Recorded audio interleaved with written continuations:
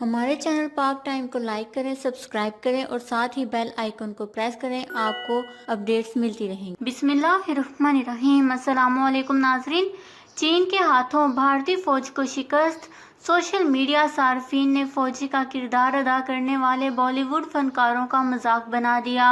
جی ہاں ناظرین، social media پر مختلف قسم کے پیغامات جاری کیے جا رہے ہیں جس میں ان تمام بالی ووڈ اداکاروں کا ذکر کیا جا رہا ہے جنہوں نے اپنی فلموں میں بھارتی فوج کا کردار ادا کیا ہے۔ تاہم گزشتہ روز چین کے ہاتھوں شکست کے بعد اب سوشل میڈیا صارفین کی جانب سے ان اداکاروں کا بھی مذاق اڑایا جا رہا ہے۔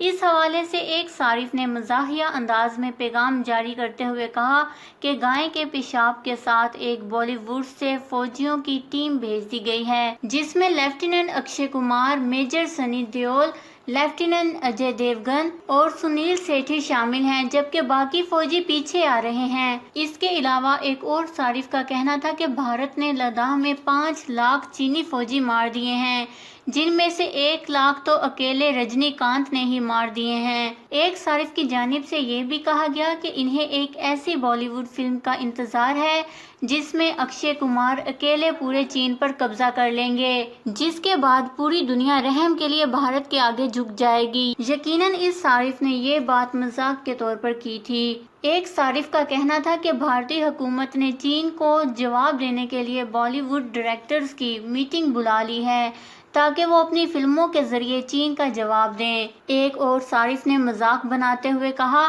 کہ میجر کرنل اکشے کمار اور کیپٹن کترینہ کیف نے چینی فوج کے 43 جوانوں کو مار دیا ہے۔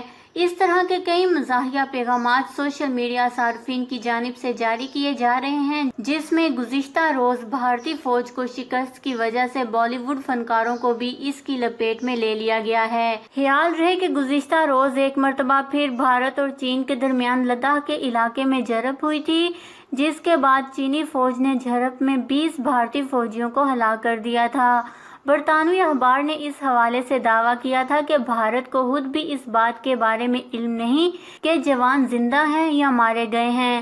ان کے لاپتہ ہونے والے فوجیوں کے بارے میں حتمی طور پر یہ اطلاع موصول نہیں ہوئی کہ وہ زندہ ہیں یا مارے جا چکے ہیں، جبکہ چینی فوجیوں نے بھارت کے 36 جوانوں کو قید بھی کر لیا ہے۔ یہ واقعہ ایک ایسے موقع پر رونما ہوا جب دونوں ملکوں کے درمیان کئی ہفتوں سے سرحد پر تناؤ جاری ہے اور فریقین کی جانب سے اضافی دستے سرحد پر تعینات کر دیے گئے تھے۔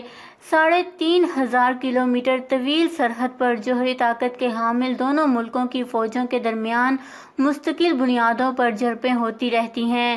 یہاں باقاعدہ طور پر سرحد پر حد بندی نہیں کی گئی لیکن کئی دہائیوں سے یہاں ایک بھی ہلاکت نہیں ہوئی تھی۔ اس خبر کو لے کر اپنے قیمتی رائے کا اظہار نیچے کمنٹس میں ضرور کریے گا۔ ہمارے چینل کو سبسکرائب کریں، آپ کو لیٹسٹ اپڈیٹس ملتی رہیں گی۔